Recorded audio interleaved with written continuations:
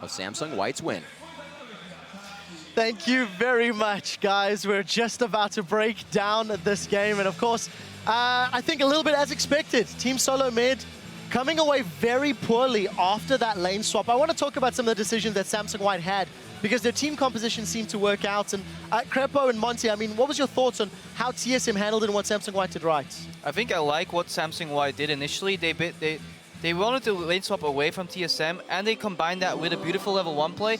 Teams in best of 5s tend to be very passive a lot of the times at the start. White just combined their lane swap with an invade, and they 3-buffed them, and then they went into lane swap, Andy. I mean, it's just the lane swap is so strong when you have, when you're trying to avoid that Lulu harass on Rise, and you're trying to just scale Twitch to where he gets Blade and he can roam around and create picks in the mid game. Like, they just got everything they wanted. And then TSM also kind of failed on the lane swap as well.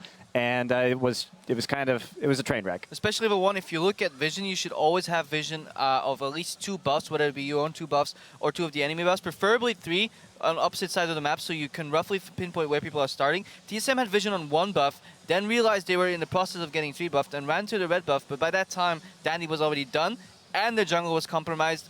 And it went downhill from there. Yeah, right. And to expand on that too, if we just talk about the lane swap itself, what happened was we had Imp pushing in on the 3rd wave, whereas Wild Turtle was reacting and then pressing in on the 4th wave of the game, and that created an opportunity because they didn't go for Dragon on the bottom side, that basically Looper got a wave and a half of experience that Dyrus didn't, and then from there, the Rise is just going to win. 1 second quickly before we carry this on. Freak, hold your point. Let's pull up a graphic that we've got of the 2 team compositions and just talk a little bit more about these champions as well, because the lane swaps is definitely one of the big deciding factors. But how Samsung White played their comp with that Jace, with the Rise, if we can pull that up onto your screens. Bjergsen playing his signature Zed, 2nd time this tournament, and it didn't work out for him. It really didn't. Freak. So I want to first start by talking about the bans, because before picks, the bans actually happened. And what I liked was that Samsung White did it correctly in that they target banned. They banned champions that specific members of TSM were very good at, removed the Orianna away, the Lee Sin from Amazing, the Rumble away from Dyrus, whereas TSM banned the very standard things. Oh, the Zill and the Alice or the Maokai, like no one's surprised by this, which means there's nothing left up that's special for TSM. There's no high priority first round red side picks really left, and so they squandered that opportunity in the first place. Yeah, what I just want to highlight is that Dyrus was forced into Lulu, a champion that has about like a 30% win rate in this prior to this game, 3 and 8 in total in the tournament, and he was basically forced to play that champion. And yeah, it didn't work out.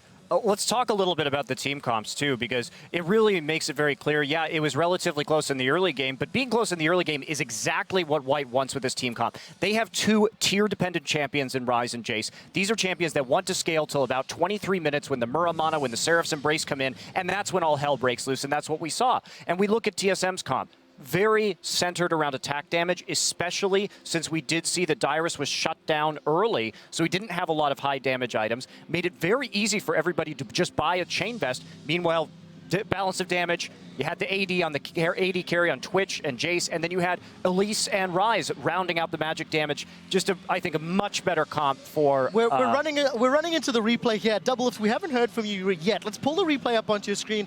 Talk me through the replay as well as your thoughts on this particular matchup. You know, we did see First Blood going the way of TSM, but it didn't really work out their way. Yeah, so right here, TSM's doing the right thing. They're actually doing a really great thing. They're looking for a pick with TP advantage. They see, okay, Looper doesn't have TP. We have TP top lane. Even though Dyrus is behind, you can play the replay right now. Dandy actually face checks into this ward, and he's in a really bad spot. So TSM has the upper hand right here. The TP comes in, and then they're like, oh wait, what are we doing? Rise is coming. We have no idea where Rise is. They should be pinging back, back, back, back. Like, somebody can show up right here at any moment, and it's Looper. And he's going to come in here, and he's just going to clean up. Lustboy has no chance of living this situation. He actually shouldn't have flashed. If he saved flash for the next fight, he might have actually lived. And then right here, Bjergsen should just know, the best case scenario here is trading 1 for 1. The worst case is he dies without even killing Pawn, which is exactly what happens. So somehow, just miraculously, Samsung White takes this situation that they have no control in and turned it into a 2 for 1. Now, I do have to give some props to Mata. I don't think he missed a single hook win in the face of Team Solomid. We are running out of time. Freak, do you have any closing thoughts on the matchup? We haven't heard too much from your side. I wanted to talk really briefly about what the comps were intending to do. TSM, I think, did a smart thing. They were very focused on Bjergsen winning the game. He's on split push Zed. The other 4 members are good at defending a turret. John, Lulu, Lucian, Kha'Zix, all these guys, the wave clear is very smart. What I loved much about the Samsung White comp, though, is they are so good at sieging, and they have two guys, at least with Thresh, who can pick people off defending. So a 5v4 with a bunch of long-range engage tools says you can defend turrets, but you can't defend yourselves, and everyone on TSM dies. What I don't like about TSM's comp, though, if you go for the double support, if top laner support combo in Janna and Lulu, you need a hyper carry. You need something that scales better than Lucian, or you really need to bust up in that early game and win it hard. And They did. Yeah, I completely agree. Well, it's very obvious that we're all very excited at the desk, guys. There are still plenty more games to be played. When we return, it is game 2 of Team Solomid.